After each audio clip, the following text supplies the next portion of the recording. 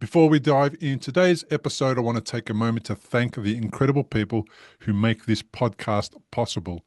First, a massive thank you to my Patreon supporters. Your contributions help me cover the costs of hosting, editing, and producing this show. For 10 years, I did this entirely on my own, but your support allows me to continue bringing these stories of hope and recovery to stroke survivors who need them most. If you'd like to support the podcast, head over to patreon.com/recoveryafterstroke. I also want to shout out to those of you who leave comments on YouTube. Your insights and encouragement mean the world to me and to other stroke survivors who read them. To everyone who leaves reviews on Spotify and Apple Podcasts, thank you for helping others find this show. To those of you who have purchased my book, thank you for supporting this mission. And to everyone who watches without skipping the ads, you're helping this podcast reach more people who need hope. Now, today's episode is special because it's sponsored by Aviv Clinics. I first learned about Aviv when I interviewed two of their doctors for the podcast. The links of those interviews will be in the show notes. I wanted to understand how hyperbaric oxygen therapy works and bring that information to you, the stroke survivors listening. Those interviews were so valuable that we've come full circle. Aviv is supporting this episode, which allows me to keep creating this content for our community. So today I'm speaking with Beucher, who experienced two ischemic strokes at the age of 64. Bud was the president of a major resort managing 325 employees, living life at full throttle. After his strokes, he spent 47 days in hospital and lost over 100 pounds. But the most devastating loss wasn't physical, it was his personality. Bud could speak, but the conversations happening in his head wouldn't come out. That is until he discovered Aviv Clinics and their 12-week hyperbaric oxygen therapy protocol. What happened next is a testament to the power of innovative treatment, unwavering mindset, and the support of a devoted partner. Let's dive in. Bud Bucher, welcome to the podcast. Thank you, Bill. I appreciate it being here with you today. Likewise. Thank you so much for joining me. I wanted to get a bit of a sense of what life was like for you before stroke. Oh, golly. Well, I was the president of Mission Inn Resort and Club in Howey in the Hills, Florida. I had 325 employees that worked for me. And life was a blur. I had 4 children, and I was 64 years old when I had the stroke. And as my dad would say, I was busier than a one-handed paper hanger. And I only worked in days that ended in Y. And Monday, so, Tuesday, Wednesday, Thursday, Friday, Saturday, Sunday. Okay. yep.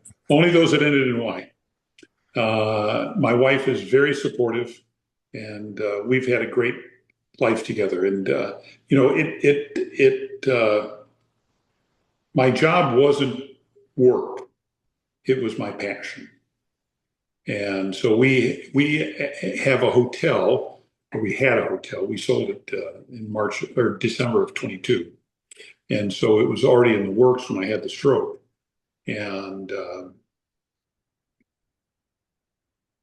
so that was bittersweet. I spent my whole life working here. I was 7 years old when we came here to Florida, and my brother Bob and my dad acquired what was then just a golf course. And we ended up 176 rooms, 2 championship golf courses, 8 tennis courts, 52 slip marina. We had thousands and thousands, like 30,000 square feet of public space. We had a spa, fitness center. We had a ski and trap range. So it was really a full service resort. And like I said, it was my passion. Were you a workaholic? It depends upon who you ask. Hmm. Not from my perspective. Okay. I love to get up early and go to work. I just enjoyed it so much. And on Saturdays and Sundays, it gave me the quiet time to sit behind my desk and kind of think of things. Think of things that we could have done better. So forensic. So we always looked at holidays and things like that. And we drove a lot of business in that day. We had like 120 weddings a year. We did like 1,600 covers on Thanksgiving, Christmas, Wow. Easter Sunday, Mother's Day. And I always worked those holidays. So I was up close with the staff and up close with the customers. What were your family's responses to the fact that you were always somewhere else for the holidays? You were never uh, available, so to speak, for Yeah. the Well, family. my oldest daughter, so my second child, is Morgan, and she was 11 or 12 years old, but before she realized that Thanksgiving did not come on Saturday. Uh, So we always had a big Thanksgiving meal. We invited all of my brothers and sisters, uh, the kids' cousins. We threw footballs in the backyard. We watched football games. We did all the traditional Thanksgiving meal prep and food, but it just wasn't on Thursday. It was on Saturday, and that was fine with them, and that was fine with me. And for Christmas, the same way. On Christmas Day, I'd set the alarm at 4 o'clock in the morning. We'd wake the kids up when they were little, and we would tear into presents. And about 7:30 or 8 o'clock, I'd get up and say, "Well, I'm going to go to work. Is there anybody that'd like to give up playing with their toys and come to work with Dad?" And of course, you know what the answer was? No. But as the kids got older, uh, they had responsibilities to the resort. yeah. All of my nieces and nephews at some point in their lives all worked at the resort. So I'm not painting my children out to be special, although my children are special. Yeah. How would you describe yourself? Would it, there's the word driven. Is that appropriate? Is there another word that will kind of describe you in a nutshell? I know it's a big ask, but Uh, Driven would be one word. Positive would be another word. Uh, Optimistic would be another word. Hardworking would be another word. Um, my glass is always half full. I've got a very positive attitude, even before the stroke and since the stroke, even more. great attributes to bring to stroke recovery for sure. Oh, absolutely. You cannot recover, in my opinion, from a stroke if you are a half empty guy or gal. Yeah. I mean, yeah, you can benefit from the medical system. You could get the life-saving treatment. You could get rehabilitation. You could get all sorts of things. But if the attitude stinks, well, it's not going to be the best outcome. What does my sister say? The fish stinks from the head. Mm, So if you have a stinking thinking and you have a victim mentality, um, your recovery won't be nearly as positive and robust and complete as if you are um, working hard to achieve the next goal. And so early on in my recovery, uh, you know, I'm a bit of a hardhead. And so my wife and I were walking, and we were walking on one of the streets here at the resort. And she said, "Bud, you're in the middle of the road." I said, "No, I'm not." "Bud, you're in the middle of the road." "No, I'm not." "Bud, you're in the middle of the road." "No, I'm not." And she finally, out of frustration, said, "You're a hardhead." And I turned to her and I looked at her and I said, "You're damn right. And if I weren't a hardhead, I wouldn't be recovering as well as I am today." So I spent 47 days in the hospital. I had an ischemic stroke. Uh, and my wife was amazing. My son in law was unbelievable. He's a doctor.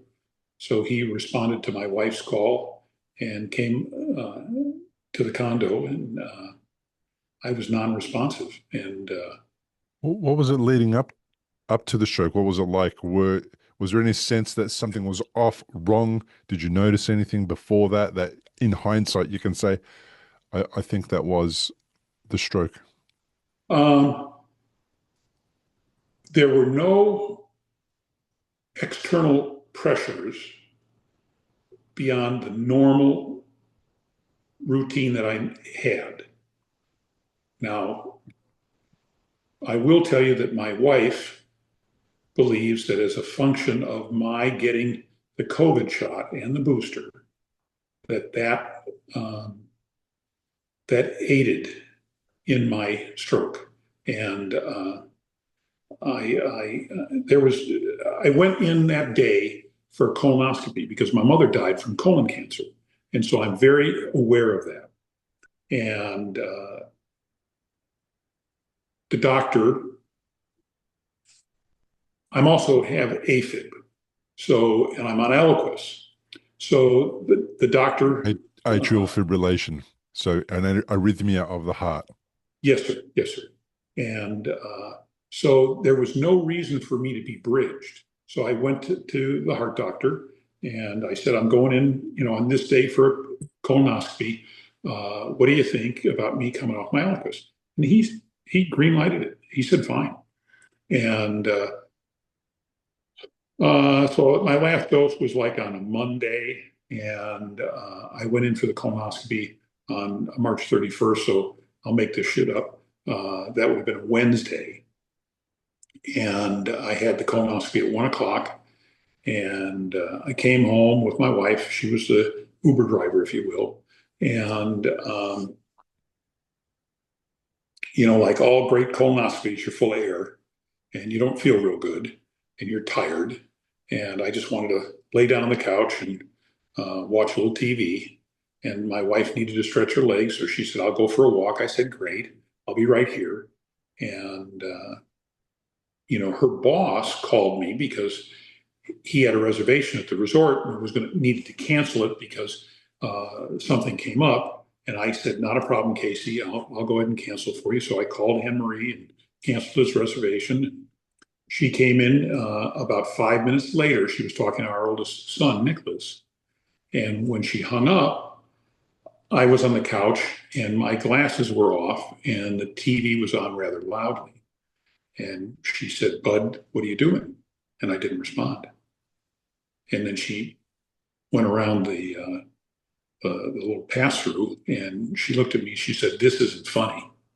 We'll be back with more of Bud's remarkable story in just a moment.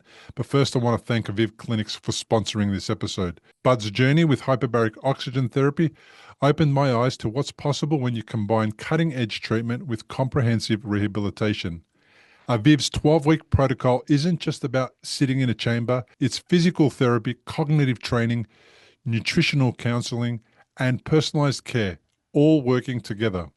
If you've been wondering whether hyperbaric oxygen therapy might be right for you, Aviv Clinics offers a diagnostic testing up front to determine if you're a candidate. That transparency and thoroughness is what impressed me when I first interviewed their doctors, and it's why I'm proud to have them supporting this episode. You can learn more about Aviv Clinics and their approach to stroke recovery at aviv-clinics.com.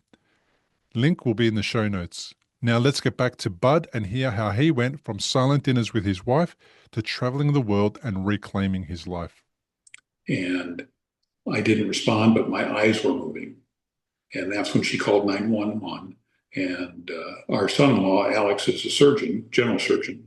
And so he has privileges at the hospital group here in Orlando, ORMC. And he came up before, he even got there before the paramedics came and the ambulance. And so,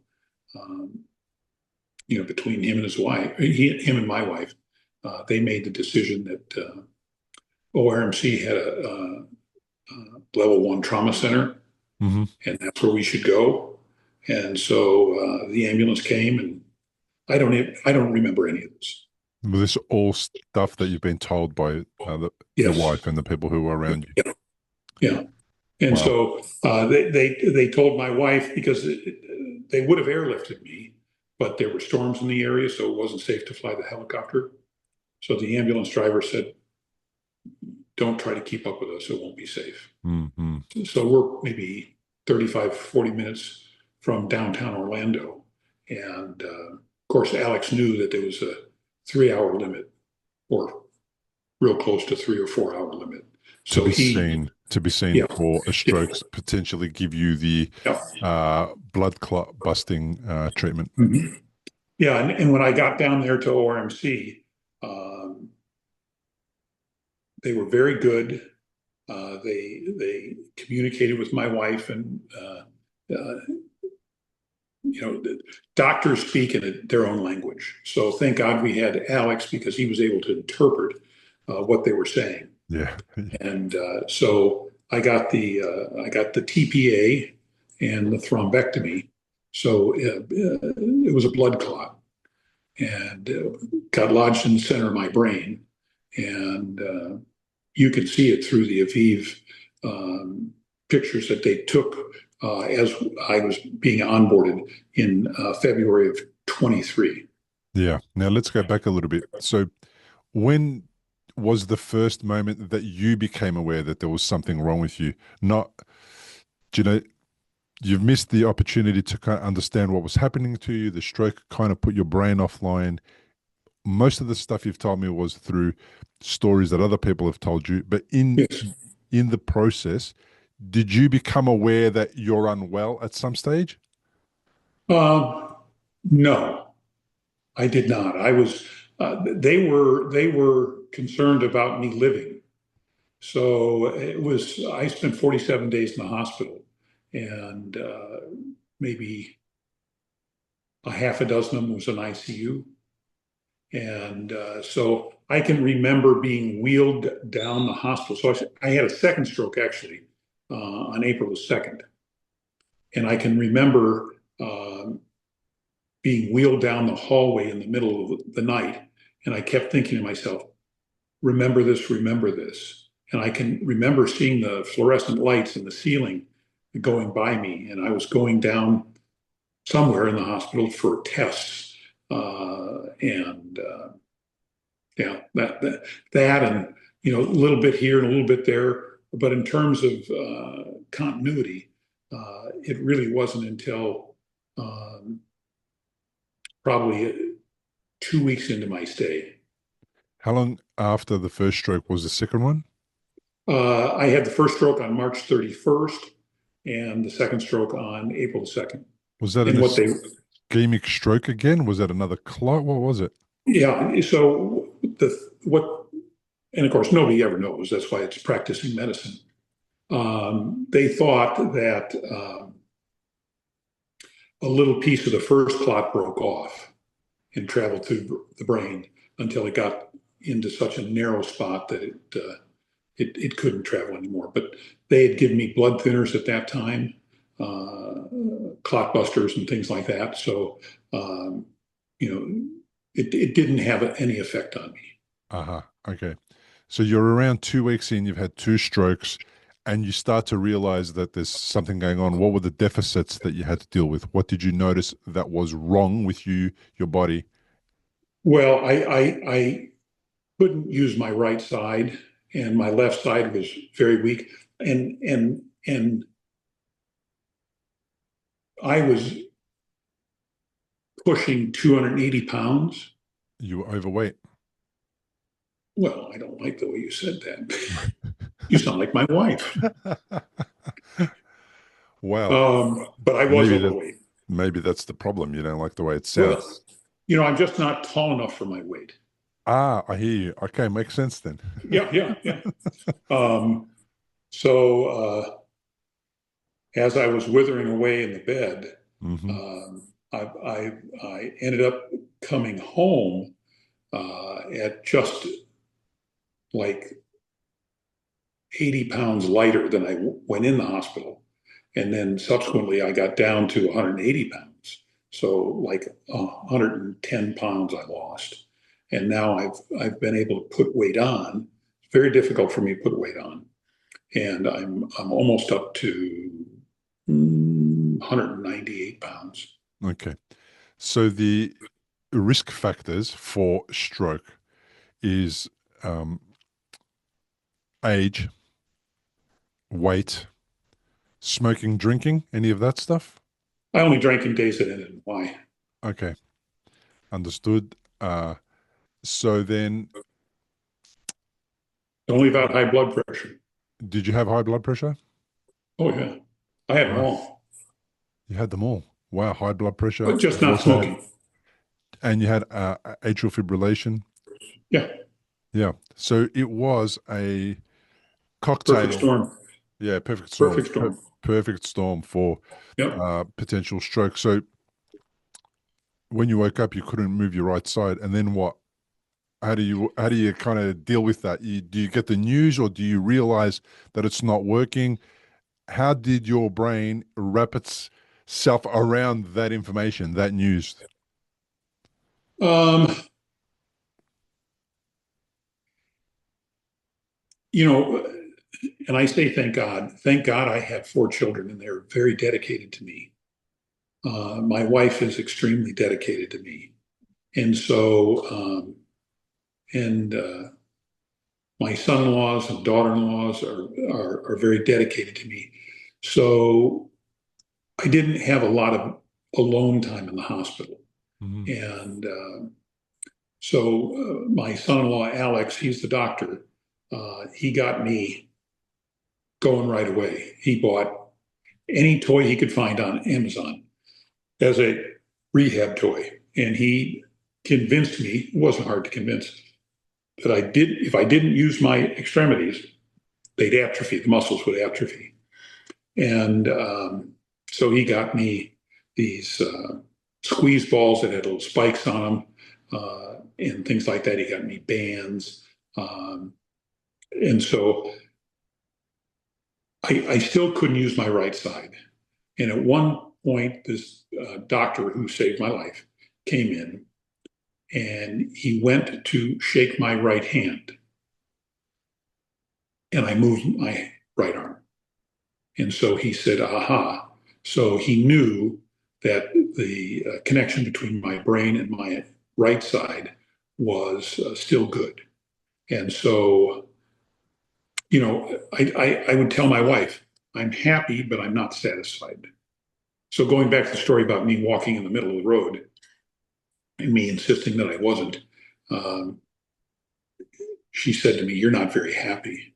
I said, yes, I am. I'm really happy, but I'm not satisfied. Hmm. So what that means, Bill, is every time you set a goal, that's a goal in the future, right? And then when you achieve that, you have to set another goal. And if you don't, you're complacent. Yeah. There's no less resting on your laurels. You need to just continue the Right, journey towards improvement, becoming better, right. more efficient, whatever the words are. That Stronger. stronger, yep, more wise, uh, all Yeah. those things. Other than last night, I've virtually given up all drinking. And I've lost, maybe 90 pounds at this point. Yeah. So, So you know, you're I'm, you, I'm in you great health. you had a deficit with your hand, but also was the deficit with your leg? Was there an issue with walking? Yeah, I had a very hard time. They sent me home in a wheelchair Hmm. with a walker and a leg brace. And I was living at that time in the second floor of a walk-up condominium. Mm. And so my wife and I had to figure out how I would get my fat ass up the stairs. And it probably took me, you could convince me, 20 or 30 minutes with her help, to walk up the stairs. And Wow. I've seen the videos of me in the rehab room at the hospital, and boy, I've come such a long way. Yeah, that's great. So how do you come to terms with what's happened to you? So 7 day a week at work, probably, I don't know, maybe 90, 100 hours of work a week at least. Oh, yeah, yeah. And then all of a sudden that stops entirely and Mhm. you have a completely different task. You've been doing that for decades and decades and decades. Your Mhm. identity is all about Yep. the the work, the way that you go about work, the people, the amount of work that you're doing, all of your identity is built around how Right. you interacted with the world for the majority of your life, and now That's right. it's completely different. How do you come to terms with that? Do you have to come to terms with it? What's the adjustment like? The adjustment was easier for me than it was for my wife. I'll be Mm, very honest with you. Um, and I say it wasn't easy for me. It wasn't easy for me per se, but um, so I'm the youngest of six children.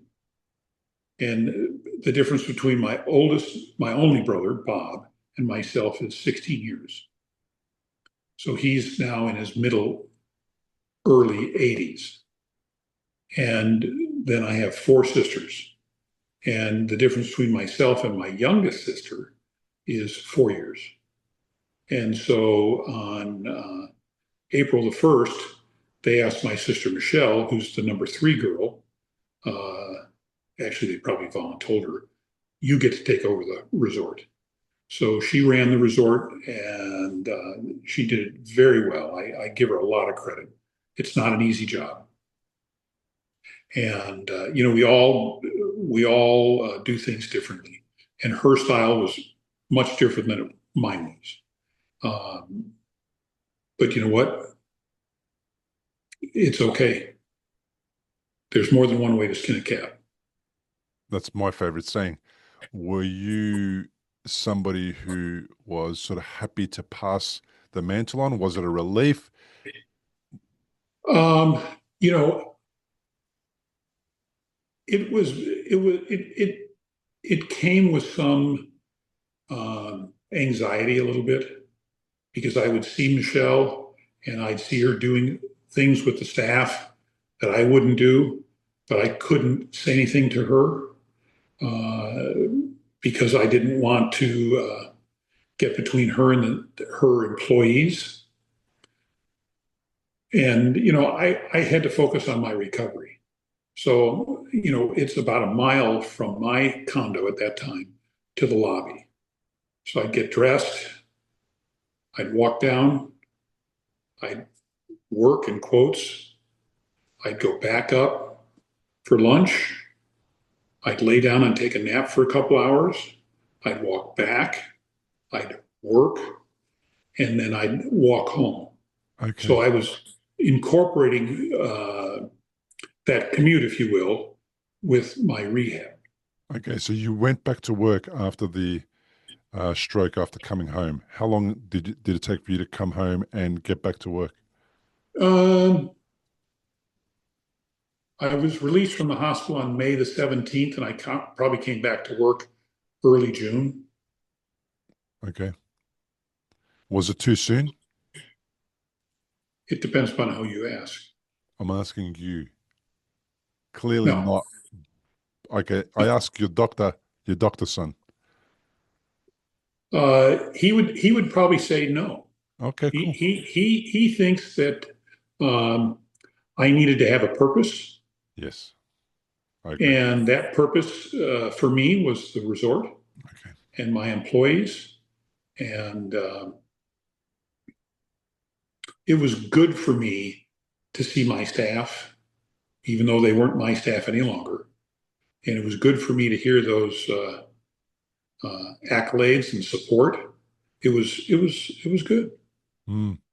I imagine there'd be some satisfaction definitely in getting back to where you were before, even in a different capacity, but then also the encouragement from other people, see Right. the people that you interacted with, the lovely faces, all that type of thing. Mm-hmm. That would be amazing. I relate to that. That's perfectly fine. And also going back to work, I do consider to be a therapeutic thing, both Right. emotionally, mentally, and physically. Oh yeah. And I think it's part of recovery. And if you've got a great employer, for people who are not self-employed, for example, if you've got a great employer who understands the extra needs that a stroke survivor might have to Mm-hmm. ease up on the work and to have a little bit more downtime, then they could play a massive role in supporting people to get back Oh yeah. from You work. you you in my opinion only. Um, you can't stay at home and look at four walls, Mm, and yet in the same respect, you can't go back to work mm, and go at the same pace that you had done before the stroke, at least mm. not in my case. No, you Now, need there to are all heal. different kinds of strokes. I would say Uh, in nobody's case, I would say everyone needs to attend to healing more hmm? than attend to their work. Uh, Oh, yeah, absolutely. even if it's just a short amount of time or an extended amount of time, whatever it is, the brain healing journey takes a while. So it's really important to perhaps incorporate work, but not make it the main goal. And anyway, stroke recovery doesn't allow people to go back to work the same way that they went back before, especially in the early days. It's so hard. No, it truly is, and I'd be lying to you if I said that I had the stamina today at 68 that I had at the stroke when I was 64. Mm. First of all, I was in that groove, you know what I mean, and I didn't know any better. Mm, mm. How much did your right side come back online in the early days? In that time where you were walking back to work and up and down and all that type of thing, how much did your right side come back online? Were there still areas of improvement that needed to happen? Oh yeah, yeah. In fact, there's still areas of improvement. I go to the gym probably 2 to 3 days a week, Mm, and I have a personal trainer. And his day job is in home physical therapist. So mm, he's got both the gym experience as well as the um, the deficit care. mm. And so Corey's his name, and I was there this morning, and you know I would say that I am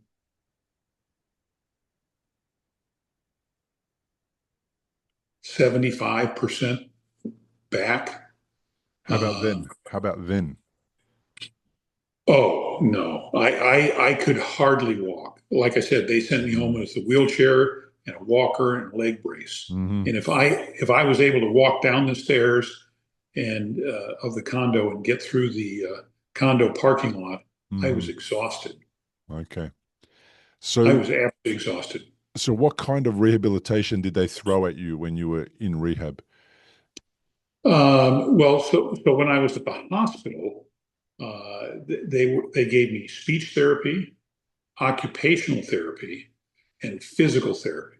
Mm, And what I got was 3 1 hour sessions for each of those disciplines. And literally, I would sit in my wheelchair at the edge of my door and I'd check my watch. And if the physical therapist, who was great, by the way, showed up 5 minutes late, I said, "You owe me 5 minutes."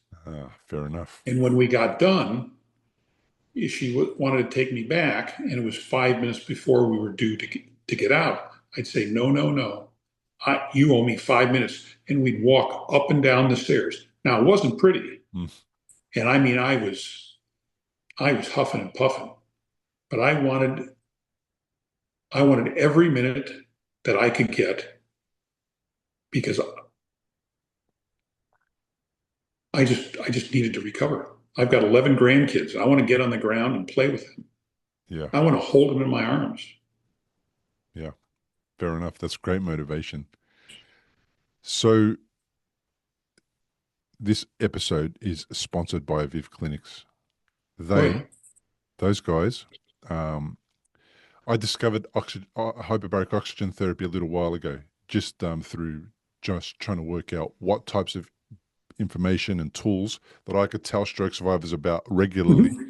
Sure, that hopefully some people might be able to benefit from that they didn't know about, right? right, And the Aviv Clinics, I've done 3 interviews with the guys from Aviv Clinics before now because I wanted to share what hyperbaric can do. And I right, found, in my mind, I found the right type of people to join me on the podcast to share that information. And one of the right. things that I liked about it was that they they had the diagnostic tools before somebody committing to their Right. protocol to determine whether or not somebody was a candidate, which is something you don't get a lot No. in other kind of avenues of recovery, whether it's stem cells, whether it's etanercept, or whatever the other options are. You very rarely get the diagnostic part. Is somebody Right. a candidate, right? So it was really lovely to share that bit of information and not to um, and to do it just willingly without requiring sponsorship or anything like that. What's cool Right. is that now we've come full circle and the guys are supporting me as I've felt I've supported them. And it was just brilliant. And when they said, would you consider another episode? I thought, absolutely, I would. And a sponsored episode is amazing because that helps the podcast keep going, helps me grow Right. the Right. community, share stories, hopefully get to 1,000 interviews. Um, so I want to be transparent about that. Firstly, for the people listening, I've already at the beginning of this episode announced that this is a sponsored episode, that it is about Aviv Mhm. Clinics and your journey. Right. And uh, and now I want to talk about Aviv. I want to understand how you stumbled or came across the hyperbaric oxygen therapy Mhm. as this is something that you might want to consider. How does that happen for you? Where did that happen? Our oldest son, Nicholas, is the co-CEO of a company called Tavistock. And they are in Orlando, or actually they're worldwide, but they have a very large presence in Central Florida. They are the founders, the creators, the developers of Medical City. So that's where the VA hospital is, and the New Moores Clinic, and all those great organizations, and they've got houses and everything. So anyway, long story short, they called on Nicholas, or Nicholas called on them, to see if Aviv would open up a satellite office down at Lake Nona, because because he is committed to the Aviv concept. And so when I had the stroke, he spoke to his mother maybe in the fall of the year and said, you all should take a look at the Aviv program. It's fascinating. I've been there. Dave at the time was the president of Aviv. And so he came down to Lake Nona, met with my son and our son. And so we went up and toured the facilities, and they are world class without a doubt. Mm. And they are, obviously, in retrospect, they're not snake oil salesmen. You Yes. know, there's always somebody who's got, as you said, um, and you didn't say it in these words, uh, they're trying to pull the wool over your eyes some way or another. And it's always data driven. So when I found out that they were, and you correct me if I'm wrong, in Israel and Dubai, Mhm. and then Brownwood, which is 35, 40 minutes up the road from where we live, I thought to myself, wow, this has got to be great for me. Now, don't get me wrong, it is a full time job. And it's 12 weeks long, and it's a week or 10 days of onboarding. And they go through a battery of tests, both physical and emotional and cognitive, and then on the way out the door, they repeat the test. So they compare the before and the after. Now, the after test maybe is 6 months after, but they do that comparison. And then Okay. they present that work to you. And so they have nutritionists, they have psychologists, they have MD doctors, and my God, the hyperbaric chambers, they're like first class airplane seats. I mean, it's really cool. And it's a room. You walk into it, don't you? Oh yeah, yeah. You stand up, Yeah. and there's I don't know, clients, I guess is what they call them. So I was one of their clients, and my wife came with me because I knew if she didn't come with me, I would tend to be less successful. We've been Okay. married for 43 years, and Well, we met at the University of Arizona in the fall of 1976. So I've been with this lady; she's been with this man since 1976, the fall. wow. Let's go back a And little bit. We'll talk about that in a minute as well. Okay, I found that comment interesting that if she wasn't there, you would have tended to do have a less successful recovery. Let's go back though. Before we talk about okay, that, I'm very interested in that because you told me at the beginning that your mindset, uh, you alluded to your mindset being a completely different thing compared to what you just said now. So I'm going to dig into that in a little bit. yeah, But tell me about the onboarding. So you discover Aviv, and then you say, I think I might want to access your services, yes, yes. and then what happens? What do they do then? They make arrangements for you to go right in the same building and get a series of tests through Lake Imaging. So Lake Imaging has a facility right there in that same complex. And so you do CT scans and MRIs, et cetera, blood work, and things like that. And then they give you this huge report. I happen to have it here. Um, and they give you this huge report, and it's got color imagings of my brain. Hmm. I don't know if you can see it. I can. Yep. And the black spots are where the stroke was, right down the middle of my head. Uh-huh. And on basically I guess the left side, because my right side's affected. And they were very honest. That tissue is dead and will never come back. Not in a million years. It doesn't matter what I do. But the reason for the hyperbaric chamber is the theory is that you go for 2 hour dive, 20 minutes on pure oxygen, and then I think it's 5 or 10 minutes on just whatever the makeup of the air is, and your body is kind of freaking out, and it's saying we don't have enough oxygen. So your body is growing not just stem cells, and but it's regrowing vessels. And so the theory is it's like a nuclear bomb. You get closer to the epicenter and it's dead, never come back. But the further you go out of the epicenter, you've got hope. So in arrears, I had a comparative report, and it showed my brain activity colored, um, and it was much improved. So, but the onboarding goes for how long?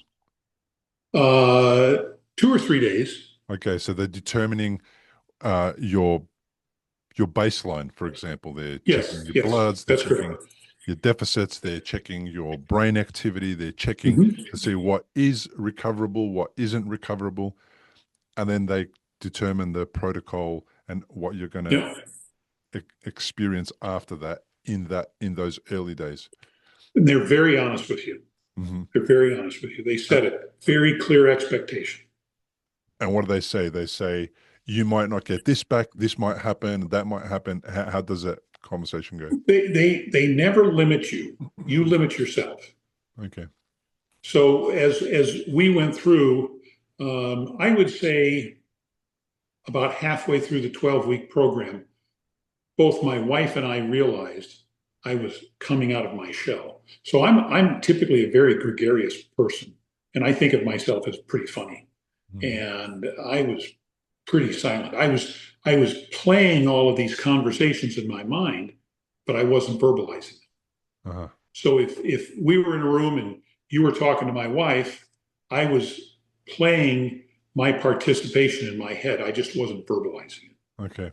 it. So when And you're in the hyperbaric chamber, you walk mhm, in, one is it one session a day? Is it multiple sessions a day? one session of days, one session per day, and you're supposed to pick a dive time, that you like. So either 7 in the morning as an example, and they have 4 chambers all total, 7, 9, 11, 1.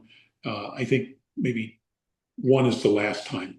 But it could have changed since I was there in the fall of the spring rather of 22, 3. And you pick your time and you walk in. Do you sit down? You Is there walk other in, you people sit with down, you? and there's probably 14 client seats in that chamber. It's the largest hyperbaric chamber outside the U.S. Navy Wow. in the world. They have these chambers built for them in Australia. In Australia? Yeah. Wow. And we don't have that opportunity to access that type of care here at all. So you're in Australia right now? Yeah, we're in Australia. So we have access to hyperbaric chambers, but you have to go to like a health club or a some kind of other like organization that has facilities that you might access yoga, you might access all these other things there, and then they may have a chamber, but it is a chamber, Individualized. yeah, and it's not, It's just one person chamber. yes, and it's not, um, and there's no medical person on site. There's no way to determine whether you're a candidate, whether you should be in there, what the risks are. There's nothing like that. So you're kind of going in a little bit. I suppose you're going in for a uh, like a bit of a treatment that's not medically based. It's Right. more of a idea that you go into the chamber and it's benefiting from you, but there's no protocol. There's no understanding. So when you sit in these chairs, and again, I use the term airplane seats, very first class, you have a arm that an iPad gets attached to, Hmm. and you're supposed to play games with them. Excuse me. And so it's, uh, golly, I can't even think of the name of it.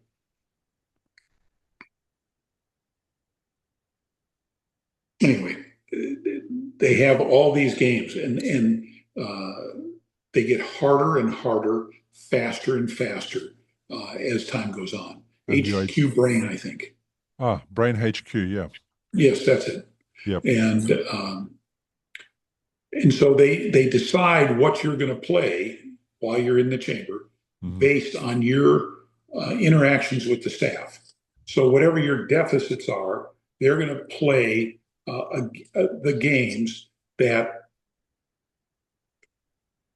deal with that deficit. Yeah. So if memory is your deficit, guess what you're going to play? Memory games. So the memory games are designed by Brain HQ. Brain HQ was, I think, in part developed or started by or founded by a gentleman called Michael Merzenich, somebody who I've interviewed, who is considered the godfather of neuroplasticity, because in the 90s he was the one, and the teams that he worked in, the scientific teams that he worked in, that kind of broke through and developed the first cochlear implant for people Okay. who had lost their hearing. Mm-hmm. And Brain HQ is designed to encourage neuroplasticity. That's the entire point of it. Right. And from my understanding, when you're in a hyperbaric chamber, receiving the benefits of the um, of the oxygen therapy, as well as being in the dive, that the brain is trying to support uh, Right. itself by Mm-hmm. releasing the stem cells and doing all the lovely things that Right. it does when it's in those conditions. And at the Sure. same time, if you're firing off the particular tasks that you have deficits in, that is going to um, kind of pinpoint the area where Right. neuroplasticity needs to happen, and it will support the growth of those new neurons Right. more so than it would have if it was exercise that you were doing outside of a chamber. Right. You got it. You Right. should work for Aviv. Well, they haven't offered yet, and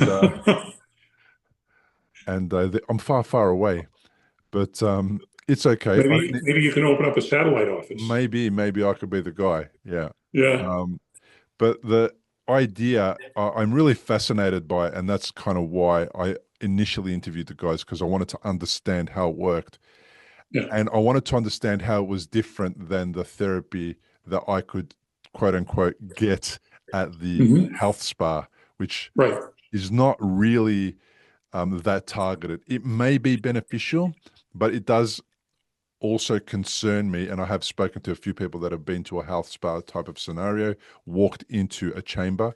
It has concerned me a little bit that like, what happens if something goes wrong? What if you need to come out of the dive? What if you Hmm. need to be treated medically? What Right. if you have an inner ear problem and the pressure causes challenges? Like there's a whole bunch of things that Oh yeah. concerns me about them. And that's kind of why, like, because I almost, as somebody who can't access hyperbaric medically through the Australian medical system at all, which I've tried, by the way, I've asked um, my neurologists, my surgeons, I've asked the doctors, like, there is no way unless you are experiencing the bends from diving in Australia, you cannot access a proper medically supervised hyperbaric chamber. So that's kind of why um, I know about it because I've spent a lot of time trying to Right. get that type of help myself. So you said it's a full-time job. Like, what does that mean? Are you Well, staying at the facility or because it's no. close to home, you're traveling backwards and forwards? So we would get in the car. We had to be there 30 minutes before the dive time. So I'll make this up. Let's say we were on the 9 o'clock dive. Mhm. So we'd leave our house at 7:30. We'd get to the parking lot anywhere from 10 after 8, 8 o'clock, depending upon how fast I drove. And we'd walk in, we'd go in the back. They always had somebody there that takes our vitals and things like that. And then we would sit in the waiting room and we would wait. And then you had to change your clothes. You had to wear special shorts, special shirts, uh, booties, things like that, because you don't want static electricity because fires in hyperbaric chambers don't mix. Oh, wow. Okay. You know? And there was always somebody from the Aviv staff inside the dive chambers. Uh-huh. So it's 12 weeks long, so that's 60 sessions. And then they would, and it was 5 days a week. And they didn't want you ever, if at all possible, to miss a session. So it's one after another for 12 straight weeks. So we would go and then they would schedule things like PT, weight training, nutrition, education, psychological, medical, before or after the session. And Uh-huh. it's got a big waiting room in it, and it's very first class, and they've got tile floors. And so, even still today, I don't walk backwards very well. And so, I would walk backwards inside the lobby, waiting for my next session to start. Okay. So, So, I'd walk back and forth backwards, and I'd follow the joint lines, and I'd always have a sense of where I was. wow. So I'd stop before I ran into the wall. So the dive is only one part of the treatment on the day. Oh yeah, it's a significant part, but they treat you in a holistic way. Yeah. So the brain HQ is part of it. That's also in the dive, but that's a separate part of it. And then when you're done, they allow you to continue with that for 1 year. And meaning it's included. The 1 year is included in the subscription, Mhm. and then the PT is as you can get in, and They put you on these wild treadmills. They're really cool. You get a harness so you can't fall down, and then you have these games that you play. They've got reaction times and things like that, and you got to look for they flash, and then they're like 5 places wide, 5 places up, and they change colors, and they have now the faster you get, the subtler the differences are. So when you're a rookie, all blue will show up, and there'll be one that'll be orange.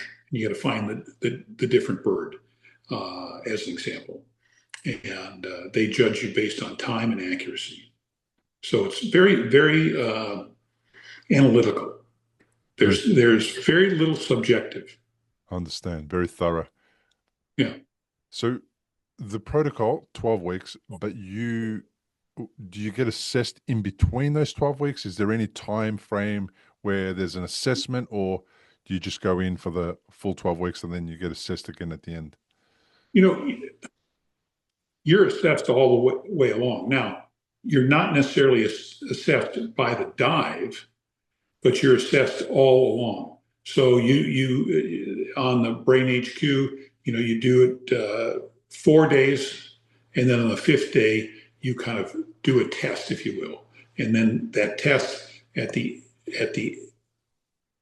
periodically will accumulate, and then they tell you, oh, you're doing better here, you're doing better there.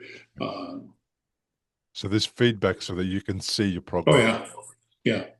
And even in PT, there's feedback. And in the weight room, where you do calisthenics and things like that. Calisthenics as well. Yeah. Wow. I never knew about that part of it. I thought the protocol was literally only the hyperbaric stuff. That's pretty cool, knowing that all those other things happen. Yeah. And then they have a dietitian, Yep. and he talks to you about eating healthy and things like that. And what was that like, learning about diet? Were you an unhealthy eater in comparison? In retrospect, I probably was, Uh-huh. because I was 100 pounds overweight. Yeah. So it's hard to be healthy, eating healthy, and being 100 pounds overweight. Mm-hmm. Mm-hmm. And how did you find the adjustment? Did you stick to that dietary change? Did you understand the benefit of it and why it was necessary? Yes, I did. And I've stuck to it pretty well. Like today, I had granola with a protein drink, and then I put protein powder in my blender, and I put protein drink in that, and that was my breakfast. And for lunch, I had a bagel with jelly, not a good choice. But then I also had a granola with a protein drink mixed on top of it. What would you eat for dinner? I'm going to my brother Bob's house, so whatever Linda's can serve. Fair enough. Yeah. Well, I reckon there's a bit of improvement there, even at granola and bagel. I reckon even there, there's a bit of improvement that can be done. But I understand, like, the benefits of perhaps not drinking the amount of alcohol that you were drinking. Oh, they tell you when you're in the hospital that you're not supposed to drink, period, for the first 2 years post-stroke. Yep. And I was pretty good with that. Maybe I had 3 or 4 drinks in total the first 2 years. Yeah. And I'm not proud of it, but last night I had 3 drinks. Uh-huh. I mean, what the hell? Life's worth living, right? Well, maybe. Let's unpack that a little bit. There's a couple of things I want to unpack and check up on you on. So drinking, the issue with drinking is that it damages the brain cells. Right. Because it crosses the blood-brain barrier. So any work that you've done, you're potentially putting at risk. And the damage in the area that already is dead, you might extend that. You might make it worse. Right. So you've spent all this time, money, effort in your recovery, and then, you put alcohol in Yeah. in your body and in your brain, and it's like a proper poison. Hold on. Hey, Jane, Yes, can you find a charging cord for me, a really long one, please? for your phone? Yeah, my phone. Yes. Thank you, dear. Um, So that's kind of the thing. Like I would push back on that for that reason. Now, there is tons of studies that also say that there is no safe amount of alcohol for any human being, whether they've had a stroke or not. And I know that's hard to say because what we've had to deal with is we've had to deal with all of the advertising, all of the marketing, all of the social side of why people should drink and why it's okay to have one glass or two with dinner and all that type of thing. But the reality is that if you've had a stroke and you've done so much work and effort to be better, alcohol stops people from being better. mhm. Well, and I'm not defending myself, so please don't No, misunderstand me. no, I no. probably have 3 or 4 drinks in a month. Yeah, Just last night, I happened to have three. yeah, yeah. Uh, and again, I'm not saying that people should never have a drink. What I'm saying is that's what Right. the data says. Sure, sure, sure. So people who should be aware of it, and doctors, in my mind, especially doctors treating people with neurological challenges, in my mind, would be best advising their patients the way that I advised you just then, and Mhm. making them understand like you're putting all this effort into recovery, and Right. you know, alcohol is sort of one step back. Yeah. You're just doing it to yourself. Now, you also said that if you didn't have your wife with you at those sessions, that Oh, you yeah. perhaps wouldn't have recovered as much as you have. So why is that? How did she support you in that part of your journey? Well, I knew I had to go. I wanted to go. And I knew I wouldn't be as successful on my own as I would be with Jane. So, what does that mean? That means I'd be driving up there by myself. Uh-huh. I'd be going through the uh, dive by myself. I'd be driving home by myself. And I'd be really tired at the Uh-huh. end of the day. So, it's probably round trip, all included. It's probably, on a short day from Howie up to Aviv, the dive, back to Howie, if you have nothing going on other than just that for that day, you got to figure it's going to be 4+ hours. And if you have a session, it's not like you get out of the dive and go immediately into PT. You might have to wait for an hour or two. And so it could be anywhere from 5 hours to as many as 7 or 8 hours. Yeah. So that's why I say it's a full-time job. Yeah. And it's I mean, it's exhausting. Mm. And I slept a lot. And Jane did too. And yet she wasn't trying to recover from a stroke. Hmm. But she went through the same tests, the onboarding tests that I did. She went through the same Ah, um, protocols and sessions that I did. Um, and she got the same measurements that I did, and it really upset me that she did better than I did. Darn her. wow. So you guys went through it together, the entire 12-week treatment Oh yeah, program. yeah. Okay, I thought she was just there in body, but she actually attended all of the sessions at She, the same time. she sat next to me inside that dive chamber for Okay. 12 weeks. Okay. Right. Well, I love that that happened because there is nothing better than doing recovery with somebody that's supportive, with a community of people who are like-minded.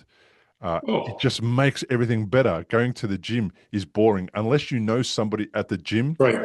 That's right. What am I going to do? Go to the gym and push weights? You know, there's Yep. some kind of weird motivation. motivated people when they do we that. saw a lot of couples that would do this together, and they were married and they Right. were supportive of each other. Yeah. Sometimes the man, in my case, Yeah. was there for a reason. Sometimes the wife was there for a reason. Right. But you know what? She's my life partner. Yep. And in terms of expense, what is your health worth? My goodness. I mean, you'd spend your last penny to get your health back. Yeah. Absolutely. Everybody would. I've met so many stroke survivors that don't have access to endless amounts of resources. Finances are always an issue after stroke, especially if you happen to have a stroke and you haven't established a good war chest, or Right. it's quite a challenge. And they would spend every last, and they do spend every last dollar to get their health back. And there's only sometimes so far that people can go. And the spectrum of stroke is so wide, Right. That I might not be the exact representation of what stroke looks like for somebody else, and somebody's in a wheelchair is not the exact representation of what stroke would look like for some Right. third person. So it's lovely that you combine that with your partner. I think one of the luckiest things that I went through was a really supportive partner. She was everywhere that I was when recovery was happening. We didn't know about hyperbaric back then. But again, we can't access it, even if we do know about it, unless we come to the United States and go through the clinic. Well, if you want, you can stay with us, Bill. Ah, We're only a half an hour south of the Brownwood. well, I might take you up on that. You never know. Keep my number. Yeah. So it's really cool. I want to speak about that, and I've spoken about that that part of your journey with your wife, because it's so important to have community, to have people who support you, to have people who have your back, whether they're your wife or just the neighbor, or an awesome therapist or a doctor. Right. Somebody, you have to reach out and ask people to support you if you haven't got somebody directly, because it's such an important part of recovery. So You are so right. And as we went through the program, we ran into a lot of people from all over the world. And I don't remember his name. There was this one particular young man. He probably was 30, and he'd taken a fall, and he was from South America, and he had traumatic brain injury. And his mom and dad tried to get a visa to bring him to the States for treatment, and I'll make this shit up, for probably 4 years. And they finally got the visa. And when he first came in, we would see him and he would be in a wheelchair. And as he went through, he then was getting out of the wheelchair, and we'd say hello to him every day. And, how are you? How you doing? And toward the end, when we were graduating, he was looking us in the face and acknowledging us. So, he's living proof that Aviv works. yeah. So, and you too, right? So what about your journey? So what was different from day one to the end of day 60? My personality. My personality came back to life. It was dormant. Like I said, when I got out of the hospital, Jane and I would have dinner together, and it would be an hour and a half of silence. Now, I'd be responding to her in my head, but I wasn't verbalizing it. And she was sad and lonely that I was not there. So Aviv not only gave me my life back, but Aviv gave her husband back. That's pretty cool. What about your deficits? What about your physical injuries? How did they improve? Well, like I said, I'm able to use my right hand real well, and you know, we just my trainer and I just uh, had his scale brought in from home, Mm. and it's a Humi scale, and so on my phone, it shows me my composition of my body, right arm, left arm, torso, left leg, right leg. Mm. And you can see that the deficit is in my right leg. My right leg is 4 pounds of muscle lighter than my left leg. Wow. So, when I go to the gym, I try to only work my right leg. So I'm trying, and I'm eating a ton of protein at the recommendation and suggestion of the Aviv folks. And so that's why I told you what my formula was in the morning. Yeah.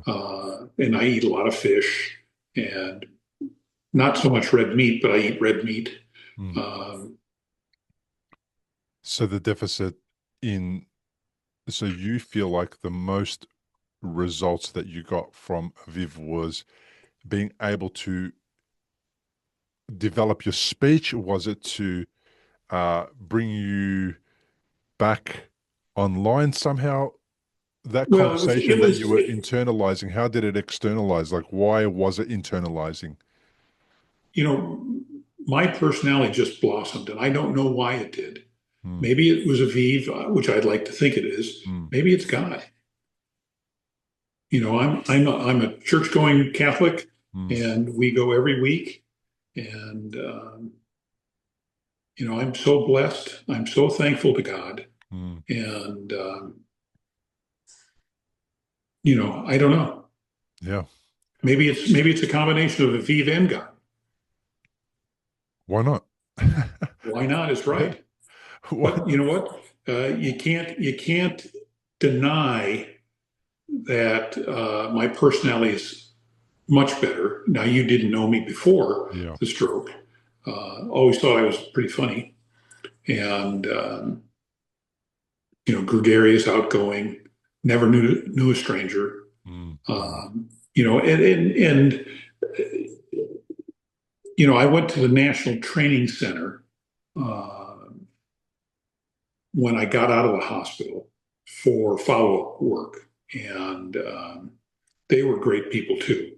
But they didn't have a hyperbaric chamber. They had a gym, and they had physical therapists, they had speech therapists, they had occupational therapists. Mm. Mm. And I clept out immediately of occupational therapy. And, about 2 weeks into it, I graduated out of speech therapy. So I was only left with PT. And it was hard for me at the time to walk up and down the steps. Well, we took a 25-day cruise from Tampa to Alaska. And we virtually never used an elevator. We only walked up and down the stairs. Yeah, that's one of the things that I do. I have left side deficits, and my left side's probably weaker than my right side, and my left side, the muscle structure is probably smaller as well than it is on the right side. And when I go to a place that has, sometimes you see stairs and then you'll see an escalator right next to it, just for people who can't use the stairs. Sure. And even though it's hard, I always use the stairs just so Sure. that I can give my leg even more opportunity to Right. remain capable of doing that function. How old are you? I am 51. Oh, you're just a pup. Yeah. I'm 68. And, I'm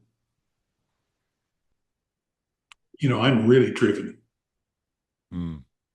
That helps. I know that being driven definitely helps. I wanted to also sort of ask you, I know that the deficit has left your muscle not as strong. So when I ask this question, I'm not necessarily talking about your guns or your legs or your muscles. Do you feel stronger than before the stroke? Somehow, do you feel kind of more? No, definitely not. Um, you know, definitely not. But you know what? In comparison to when I was released from the hospital, I am so much stronger today. Yeah. I'm happy, but I'm not satisfied. Yeah. So there's more work to do. Absolutely. You only have one of two choices, Mm. improvement or decline. There's no such a thing as stabilizing. Yeah. So it's a conscious choice you make every day when you go to bed. Yeah. Are you going to wake up tomorrow and decline, or are you going to wake up tomorrow and improve? Mm. Yeah. I choose to improve. That's a great choice. What does life look like now? Or what do your days look like now? We're traveling up a storm. We're absolutely enjoying our retirement. Um, I told you we went on a 25-day cruise back in April, Mm-hmm. and the day after we got back, I had hernia surgery. About 8 or 9 days later, we flew to Chicago, and then about 2 weeks after that, we went to Georgia for a week on a family reunion. And 2 weeks after that, we went back to Georgia and we palled around with my high school classmates, four of them and their spouses. Mm-hmm. And then about a month after that, we went to Colorado and we stayed with we traveled with our daughter and the surgeon, her husband, and their four kids and their nanny to Steamboat Springs. And then we came back from that, and we were back about 5 days. We went out to Seattle, and we went on my fraternity reunion. We went Seattle back to Seattle on a ship, but we went in 4 or 5 days early. We went to Vancouver and Victoria, and we flew on a seaplane. We just had a blast. And when we got back from that trip, let's see. We went down to Fort Lauderdale week before last. We went on the Brightline train. We went to Pier 66. That's the hotel that Nicholas's, our oldest son's company owns.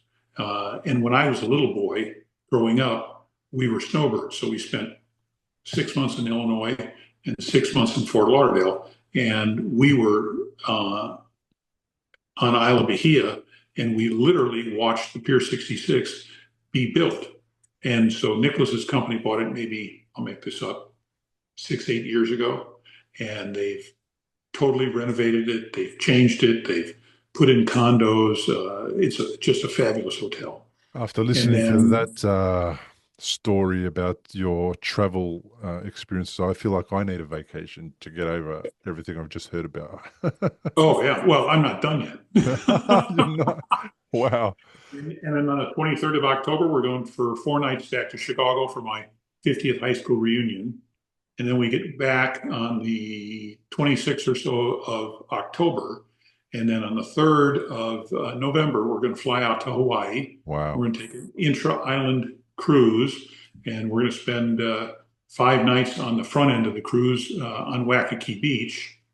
And we get back on the 16th, I think, of November. And then in theory, we're done for that year, but we're going to watch our two grandchildren, our youngest daughter and her husband are going out to Las Vegas.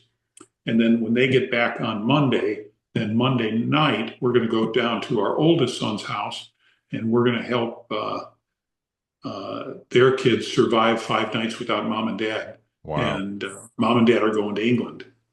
And you guys are going to be the full-time carers of these children for 5 days. Yeah. Yeah. Grandkids are the best. Yeah. If I knew grandkids were this good, I'd have skipped the child stage. That'd be an interesting thing to see you do. That would have been very interesting. Sounds like the mission has completely moved away from workaholic. Sounds like travelaholic is the new addiction. Oh, yeah. Yeah. Well, I don't know if it's an addiction. My wife says I have a fear of missing out. FOMO. Yep. Yeah. FOMO. Yeah. Fair enough. That's great. And especially, did that fear come about more so after the stroke? Did you kind of get a bit of an understanding that perhaps we're not here forever and we need to squeeze some things in that we've been missing out on? Oh yeah, us, we worked our fannies off our whole lives, and we sacrificed so much, not just for our children, but the business. Mm. Um, for the first 10 or 15 years of our marriage, we only drove to Chicago and vacationed at my mom and dad's house, or we drove to Texas and lived or went to Jane's mom's house. And we never had a vacation per se, if you will, outside of that two experiences. And the reason was financial and time. Yeah. Yep. Uh, my gosh, I've just gone blank. Let me hang on a sec. I had the question right. Do you have drain damage? I don't normally. I'm pretty good normally. You're having a senior moment. I am. I was going to ask you a question that was really relevant and I forgot. Doesn't matter. Okay. Yes, now I know what I was going to ask. I was Good. going to ask about your overall general health and well-being. How's the blood pressure? Is that being managed? How is all the other little things that you Yep. took into stroke, into the days before stroke with you? What is that like now? So when they sent me out of the hospital, I'll make this up. I was on 13 different medications, Mm. and I'm off of virtually all of them, but Eliquis, which is the blood thinner. I'll be on that the rest of my life, even though I've had two ablations. And knock on wood, I'm not in AFib anymore, and I have a loop recorder in my chest. I'm verifying that with my cardiologist on a monthly basis. But I've had an episode of transient global amnesia. It took place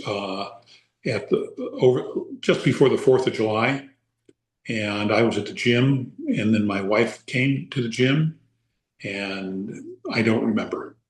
And so it was the episode probably lasted, an hour and a half or so. And that's medical speak for we don't know what's wrong with you. And her brother had that in Texas for 6 hours, and you know, he just can't get it back. So they ran a whole battery of tests on me, and I spent 2 nights in the hospital just this July. And so the protocol when they release you from the hospital with that is they put you on a statin. So I've got this last prescription, and I'm going to get off the statin. Fair enough. What's the thinking behind the statin if somebody experiences global transient amnesia? Amnesia got me. You have to ask the medical guys. Yeah. Just their protocol. Right. And it's temporary. They put you on it for a period of time and then you get off it. Well, I want off of all my medications as much as I can. I push the envelope all the time. Yeah. And anyone listening who wants off of their medication should only do that in conjunction with their medical professional. Do not just get off any medications under any circumstances. No. You need to consult your doctor, absolutely, but you have to advocate and challenge. Why am I on this? Do I need to be on it? I'd like to get off of it. And whether it's your urologist, your heart guy, or whatever. Yeah. If there'll be people listening to this that have just recently experienced a stroke, what would you like to say to people like that who are hoping to gain from listening to people share their story about the journey that they've had with stroke? I tried to be as uplifting as I can. And so one of the sayings I always used was ants don't give up and neither do I. Mm-hmm. So when your listeners want to give up, just say that to yourself. And the uplifting statement I think I say is, I know I say it, but I think it's uplifting, is no hill for a mountain climber.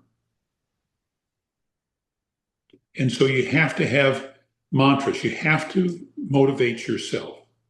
Nobody's going to motivate you but yourself. Mm. What surprised you most about yourself after this journey or during this journey? How far I've come, how effective and successful I've been, how far I've improved, how much I've regained. I'm in awe. And on that note, thank you so much for joining me on the podcast and sharing your story, Bud. Bill, thank you for allowing me this opportunity to share my journey. And the journey wouldn't be nearly as good without Aviv.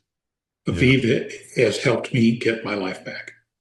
Yeah, and also thank you to Aviv for sponsoring the episode, being supportive of the podcast, and returning and kind of creating that full circle where Yes, I found that their interviews that I've done in the past have been amazing and really important to share that story about Hyperbaric. And now that we're sharing the patient's journey with Hyperbaric, I think that's really important. Like, it adds another layer of information to what people might experience if they go down the path of Hyperbaric or if they're considering it.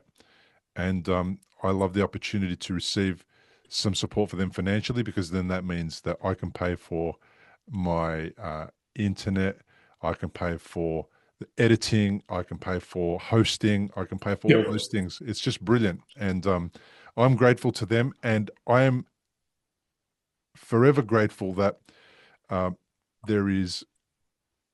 do this all the time whenever I meet people who work in hospitals, who research, who create facilities or whatever. I'm always forever grateful to people who I've never met, who are doing so much work to help people that that they will never meet. Do you know, like, it's such an interesting concept to be supported by people who have done all this work before we got to become stroke survivors, so that we can have the benefit of recovery. So I'm grateful for that. I'm grateful for the opportunity to talk to you. Thanks, Bud. What a powerful conversation with Bud and his mantra, "Ants don't give up and neither do I." It's something I hope stays with you long after this episode ends. If Bud's story resonated with you, I'd love to hear about it. Leave a comment on YouTube, send me a message, or share this episode with someone who needs to hear it. Thank you again to Aviv Clinics for sponsoring this episode and supporting the work we do here at Recovery After Stroke. Their commitment to helping stroke survivors through hyperbaric oxygen therapy and comprehensive rehabilitation is making a real difference in people's lives. If you want to dive deeper into stroke recovery, check out my book at recoveryafterstroke.com/book. And if you'd like to support this podcast, visit patreon.com/recoveryafterstroke. Remember, you're not alone in this recovery journey. Whether you're 1 week post-stroke or 10 years out, there's always hope, always progress to be made, and always a community here waiting to support you. Until next time, keep moving forward. I'm Bill Gassiamas, and this is the Recovery After Stroke podcast. Importantly, we present many podcasts designed to give you an insight and understanding into the experiences of other individuals. Opinions and treatment protocols discussed during any podcast are the individual's own experience, and we do not necessarily share the same opinion, nor do we recommend any treatment protocol discussed. All content on this website and any linked blog, podcast, or video material controlled this website or content is created and produced for informational purposes only and is largely based on the personal experience of Bill Gassiamas. The content is intended to complement your medical treatment and support healing. It is not intended to be a substitute for professional medical advice and should not be relied on as health advice. The information is general and may not be suitable for your personal injuries, circumstances, or health objectives. Do not use our content as a standalone resource to diagnose, treat, cure, or prevent any disease for therapeutic purposes or as a substitute for the advice of a health professional. Never delay seeking advice or disregard the advice of a medical professional, your doctor, or your rehabilitation information program based on our content. If you have any questions or concerns about your health or medical condition, please seek guidance from a doctor or other medical professional. If you are experiencing a health emergency or think you might be, call 000 if in Australia, or your local emergency number immediately for emergency assistance, or go to the nearest hospital emergency department. Medical information changes constantly. While we aim to provide current, quality information in our content, we do not provide any guarantees and assume no legal liability or responsibility for the accuracy, currency, or completeness of the content. If you choose to rely on any information within our content, you do so solely at your own risk. We are careful with links we provide. However, third-party links from our website are followed at your own risk, and we are not responsible for any information you find there.